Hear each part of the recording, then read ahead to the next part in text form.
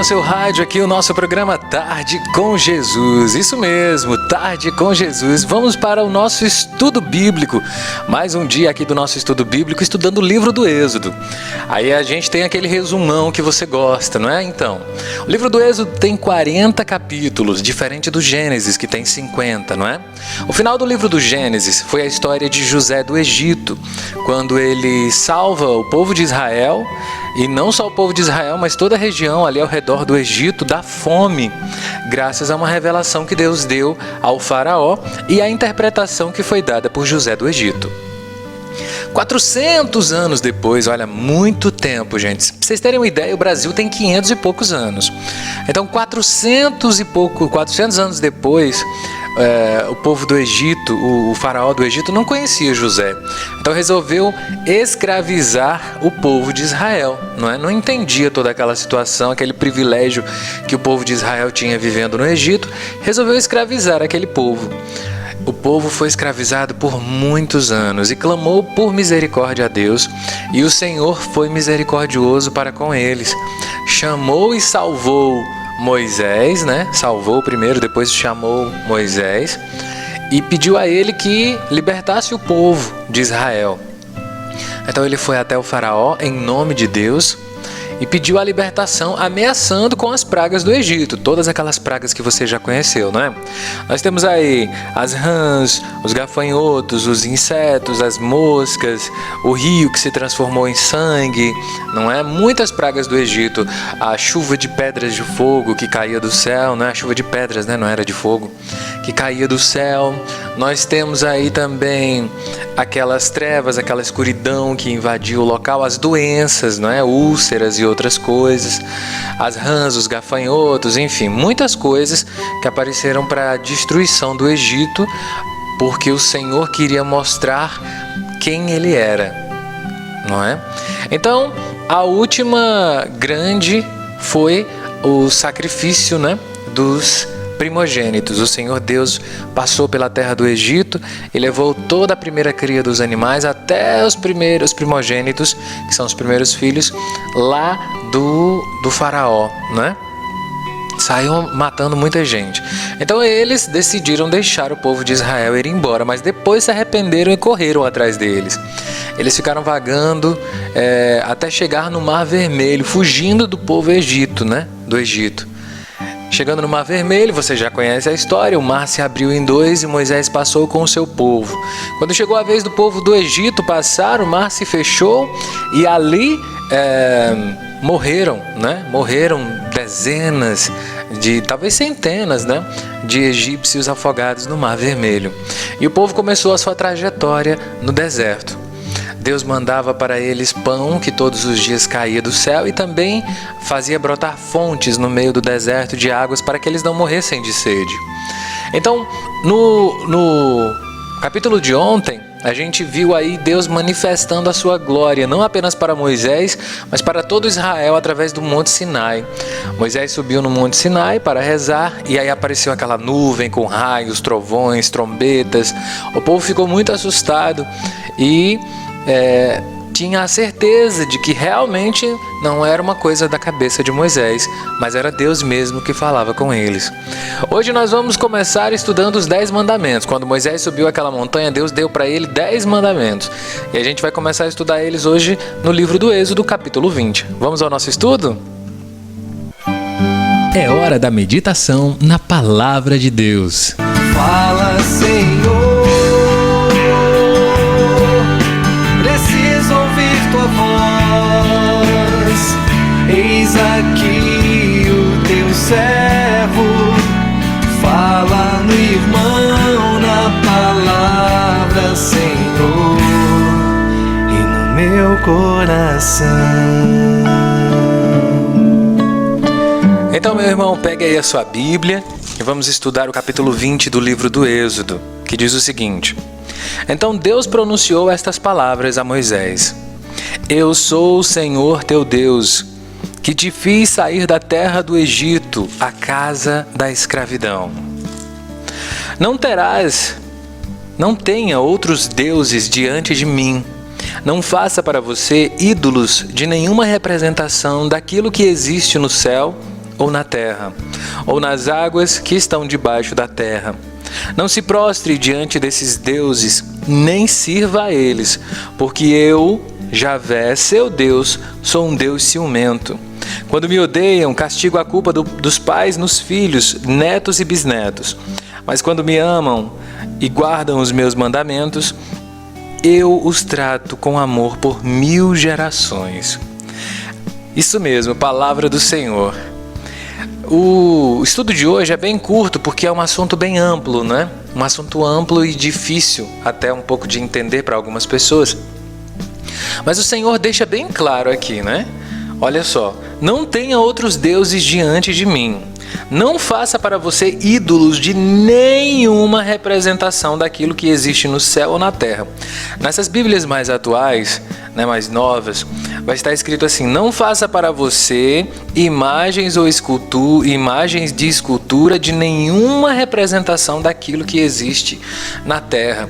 Imagens de escultura de nenhuma representação. Ou seja, nenhuma é nenhuma. Mas aí a gente se pergunta, como é que nós católicos temos as nossas imagens de santos, de Deus e todas as outras esculturas que nós geralmente temos, né? Hoje a gente vai falar sobre isso, sobre imagens e se é pecado fazer imagens. Se isso ofende o primeiro mandamento, que é amar a Deus sobre todas as coisas. Aproveita e vai pegando aí o Salmo 115, versículos de 1 a 8. Salmo 115, versículos de 1 a 8. E ele diz o seguinte: não a nós, Senhor, não a nós. Honra sim o teu próprio nome, por teu amor e fidelidade. Porque diriam as nações: onde está o Deus deles?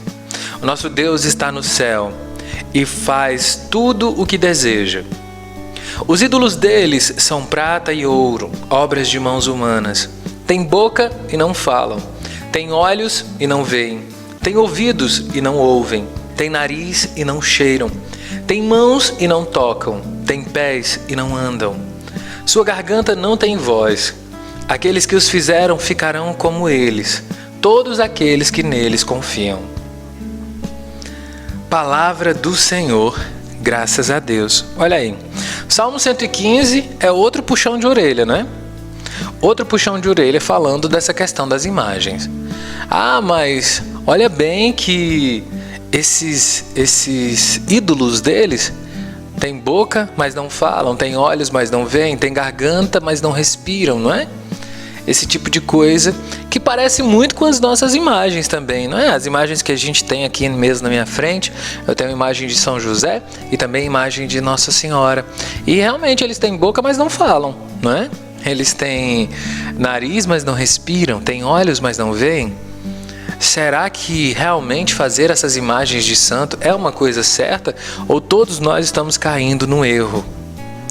Vamos voltar lá para o livro do Êxodo, mas agora vamos dar uma voltinha no capítulo 25, versículos de 17 a 22, tá? Êxodo 25, de 17 a 22. Daqui a pouquinho a gente vai esbarrar nele de novo. Olha o que diz assim o capítulo 25. Faça também uma placa de ouro com 125 centímetros de comprimento por 75 de largura. Nas duas extremidades da placa, faça 2 querubins de ouro batido. Cada um sairá de um extremo da placa. A cobrirão com as suas asas estendidas para cima. Estarão um diante do outro, olhando para o centro da placa. Cubra a arca com esta placa. E dentro guarde o documento da aliança, que eu darei a você. Aí me encontrarei com você, e de cima da placa, do meio dos querubins que estão sobre a arca da aliança, direi a você tudo o que deve ordenar aos filhos de Israel. Se você puder, sublinha isso aí na sua Bíblia. Pode riscar mesmo a Bíblia, porque um dia quando você estiver procurando, você vai achar com mais facilidade, né? Frequentemente a gente precisa dessas leituras e depois não encontra mais. Então, gente, Deus, nesse capítulo 25, versículo 17, não só manda fazer imagens de 2 querubins, não é? De ouro batido, é uma representação, não é? Uma imagem. Não só manda, como também fala do meio dos querubins para o povo de Israel. Olha que coisa estranha, Deus falando com o povo através das imagens. Aí, diz o versículo 22, me encontrarei com você, e de cima da placa do meio dos querubins que estão sobre a Arca da Aliança, direi a você tudo o que deve ordenar ao povo de Israel. A Arca da Aliança é um baú, não é? Um baú de ouro, onde eles guardaram os 10 mandamentos. Aqueles que foram entregues por Deus, né? Que foram escritos pelo dedo de Deus na pedra, entregues a Moisés. Eles guardaram aquele documento, aquela aliança, dentro da arca. Uma arca de ouro que tinha a sua tampa 2 querubins e pela qual Deus falava com o seu povo. Então Deus está aí mandando fazer imagens. Não é estranho em um capítulo ele proibir que se faça imagens e no outro capítulo ele mandar fazer imagens?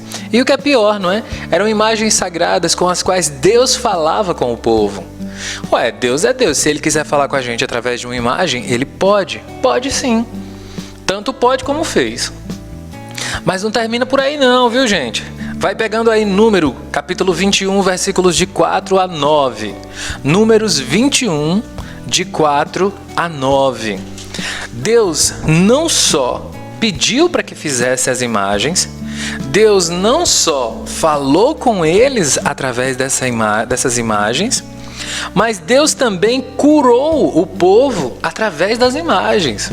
Curou, gente, olha aí. Números 21, versículos de 4 a 9. Do Monte Or, eles tornaram o caminho para o Mar Vermelho, contornando o território de Edom. Mas o povo não suportou a viagem e começou a murmurar contra Deus e contra Moisés, dizendo: por que nos tirás do Egito? Foi para morrermos nesse deserto? Não temos nem pão e nem água, e estamos enjoados desse pão de miséria. Olha a blasfêmia, viu, gente? Então Javé mandou contra o povo serpentes venenosas que os picaram, e muita gente de Israel morreu.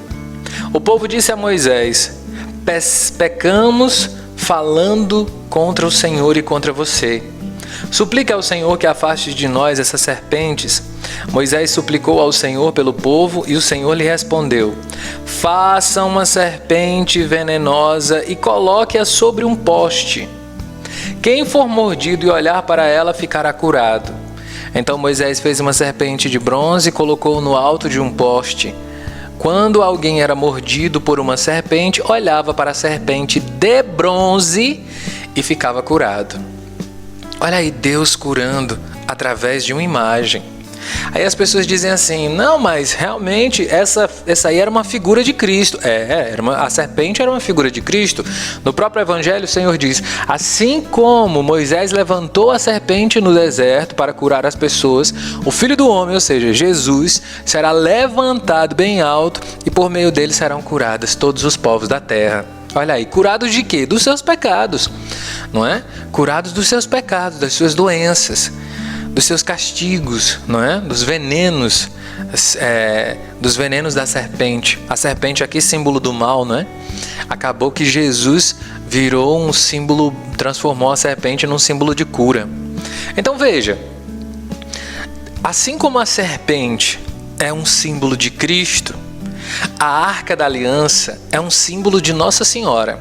Isso mesmo, de Nossa Senhora. Ela é a Arca da Aliança.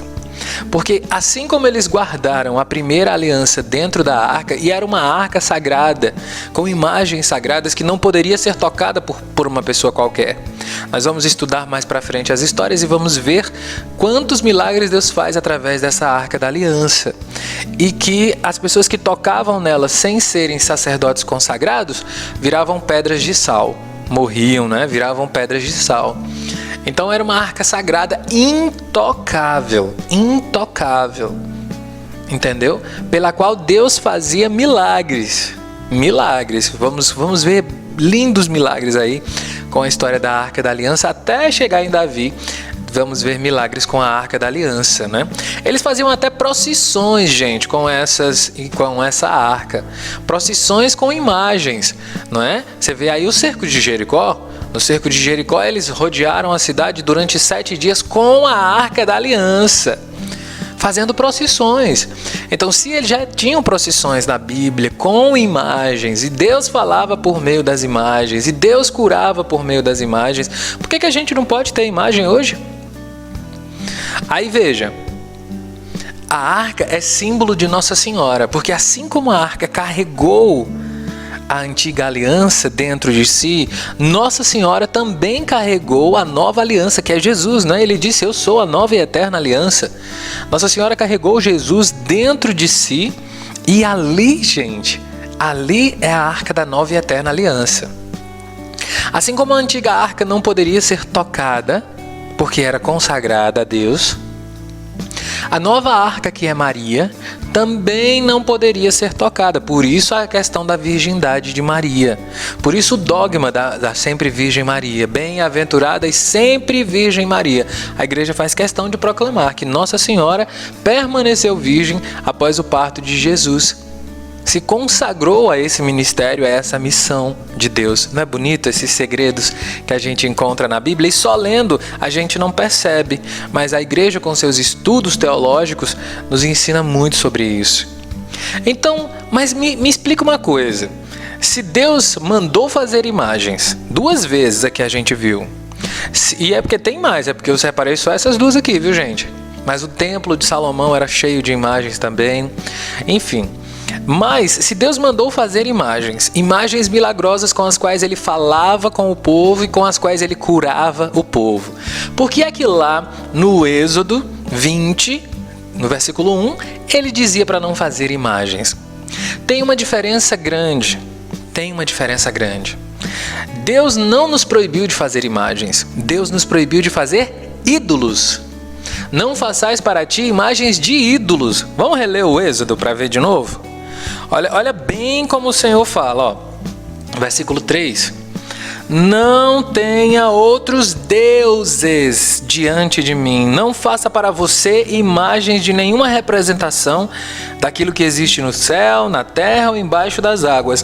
Não se prostre diante desses deuses. Se você puder, até circula aí a palavra deuses, porque se algum dia alguém vier falar com você sobre esse assunto, você vai explicar bem claro que Deus não nos proibiu de fazer imagens. Deus nos proibiu de fazer ídolos. E o que é um ídolo? Ídolo é uma pessoa ou uma coisa que a gente coloca no lugar de Deus ou acima de Deus na nossa vida. Por exemplo, o dinheiro para muitas pessoas é um ídolo. Tem gente que troca de religião por dinheiro. Tem gente que vai buscar a religião por causa do dinheiro, querendo ganhar mais dinheiro, querendo ser abençoado por Deus e ganhar dinheiro. Deus, nesse caso aí, não é o centro.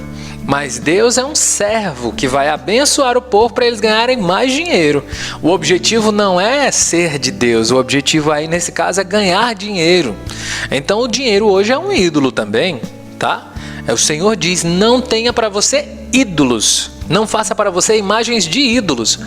A imagem da serpente de bronze não era um falso Deus, mas ela representava o poder de Deus, que curava as pessoas. As imagens dos querubins representavam a glória de Deus. Elas não eram um outro Deus, um falso Deus, mas elas apontavam para a glória de Deus. Assim acontece com as imagens dos nossos santos.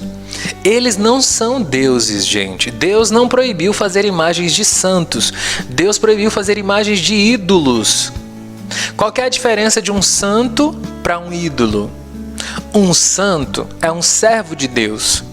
Um ídolo é um falso Deus. Havia muitos deuses de muitas religiões naquela época. E eles eram contrários ao Senhor. Por isso ele levantou a mão forte contra o Egito.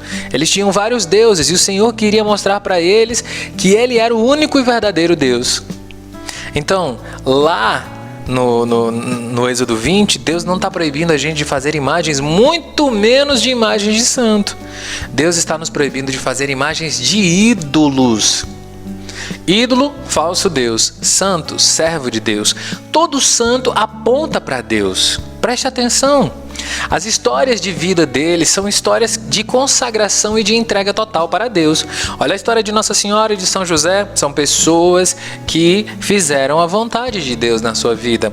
Olha a história de Santa Luzia, ela preferiu morrer com os olhos arrancados do que renegar a Deus. Então eles apontam para Deus. São Sebastião preferiu morrer flechado, amarrado lá à laranjeira, né?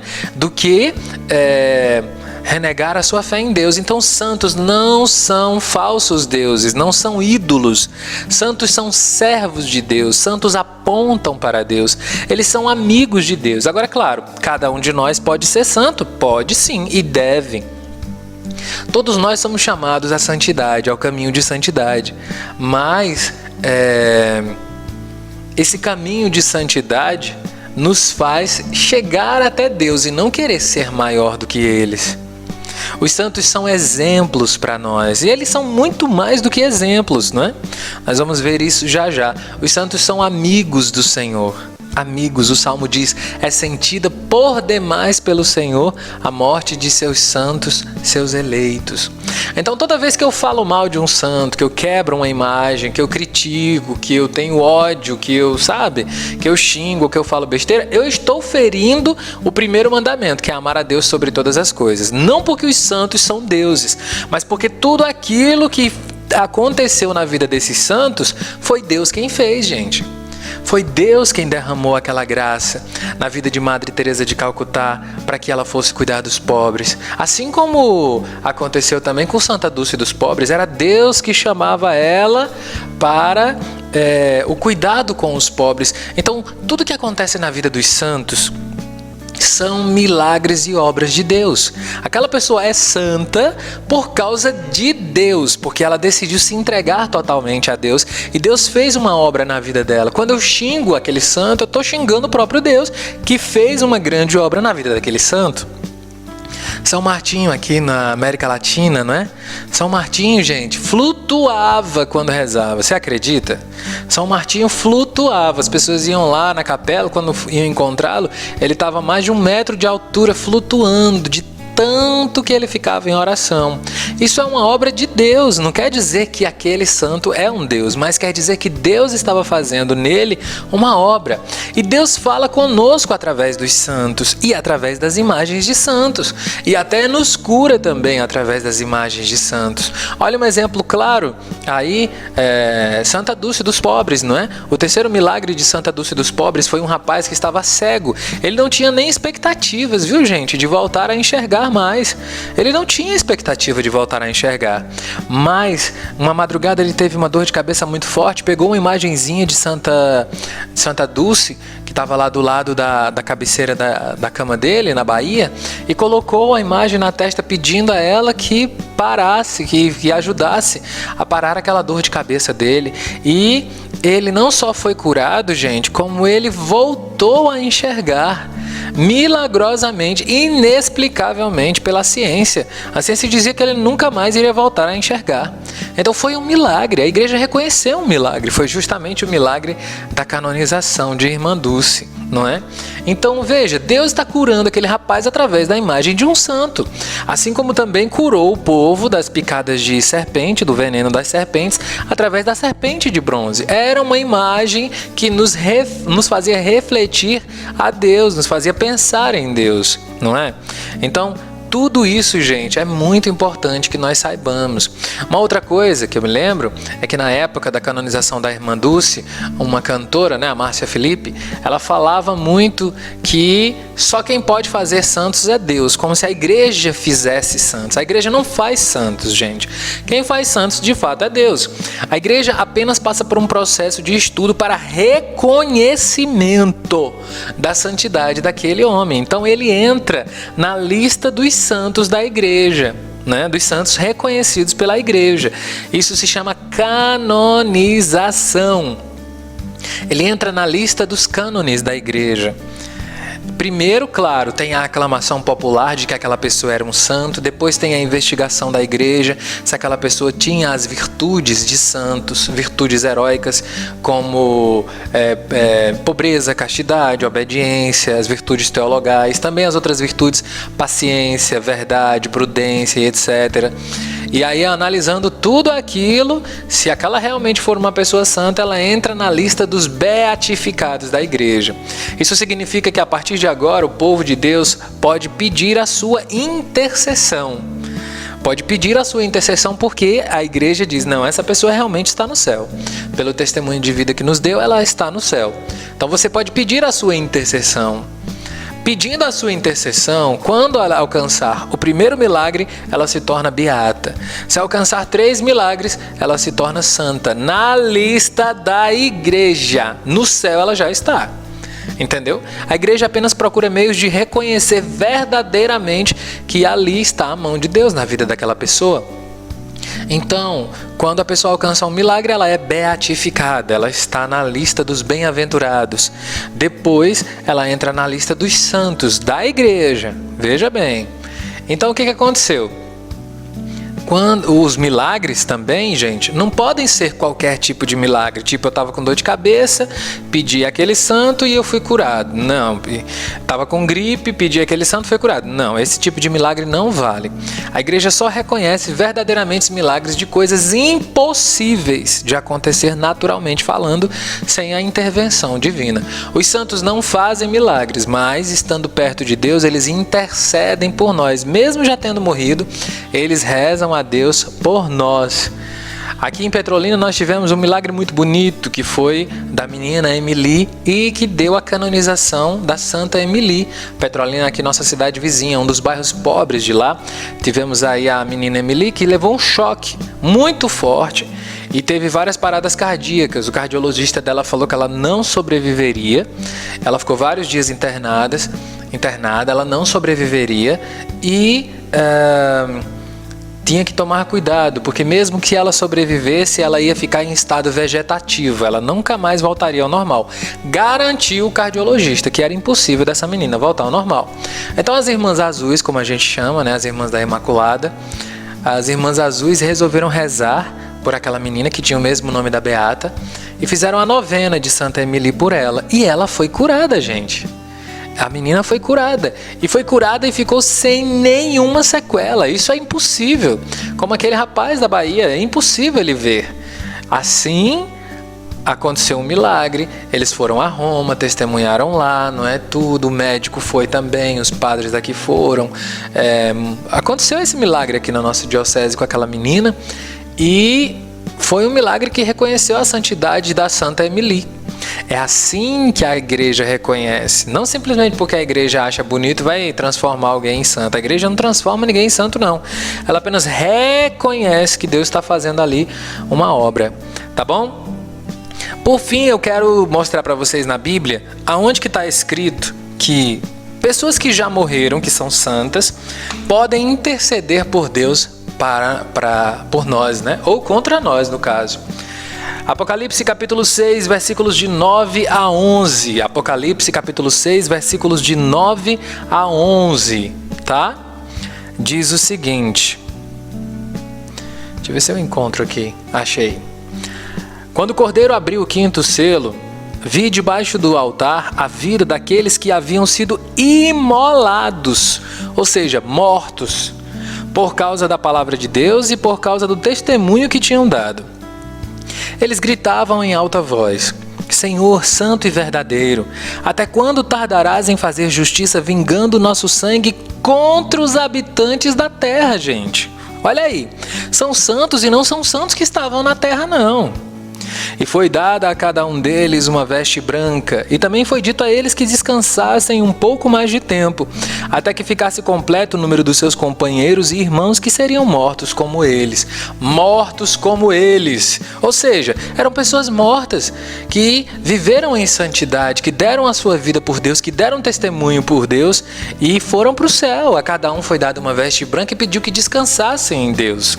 Quando às vezes a palavra de Deus diz que nós estamos dormindo, algumas pessoas acham que a gente está dormindo embaixo da terra, embaixo de 7 palmos de chão, mas não é, gente.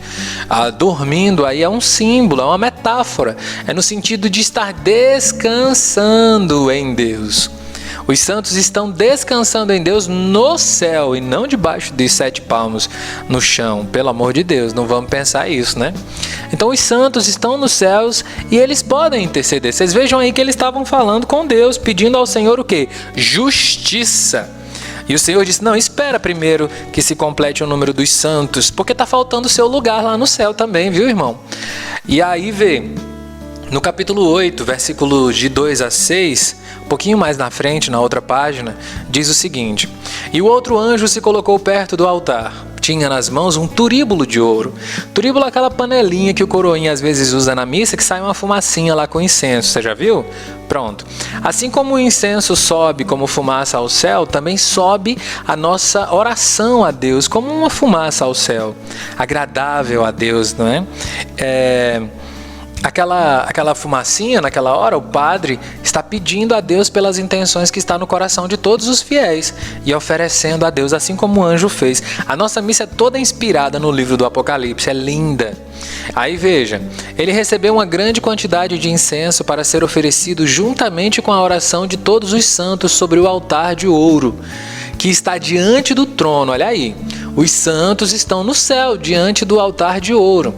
Da mão do anjo subia até Deus uma fumaça de incenso com a oração dos santos.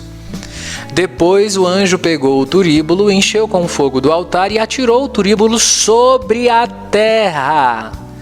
Veja aí. Então houve trovões, clamores, relâmpagos e grande terremoto. Então veja, os santos estavam no céu e o anjo pegou as orações dos santos, ofereceu para Deus, depois colocou no turíbulo o fogo do altar e atirou sobre a terra. Não eram santos que estavam na terra, gente, eram santos mortos que estavam no céu, intercedendo e pedindo a Deus justiça por causa do sangue deles que tinham sido derramados. Aí depois eu faço uma imagem de um santo desse, como Santa Luzia, gosto muito de citar o exemplo dela, que morreu dando a vida pelo Senhor, não é? Que morreu, arrancaram os olhos dela para que ela renegasse a fé em Jesus. Ela morreu, mas não renegou. A gente faz uma imagem de uma pessoa dessa e você acha que Jesus vai te jogar no inferno por causa disso? Claro que não, né, gente? Pelo amor de Deus. Presta bem atenção. Ali é uma imagem de uma santa, não é uma imagem de uma ídola, de uma deusa, não. É uma imagem de uma santa. Ela não tem poder de fazer milagres, mas ela tem poder de interceder a Deus, já que está no céu, pedindo por nós ou contra nós, como aconteceu aí no caso do Apocalipse. Deu para entender o estudo de hoje? Deu para entender melhor como é essa questão das imagens? Espero que tenha ajudado você.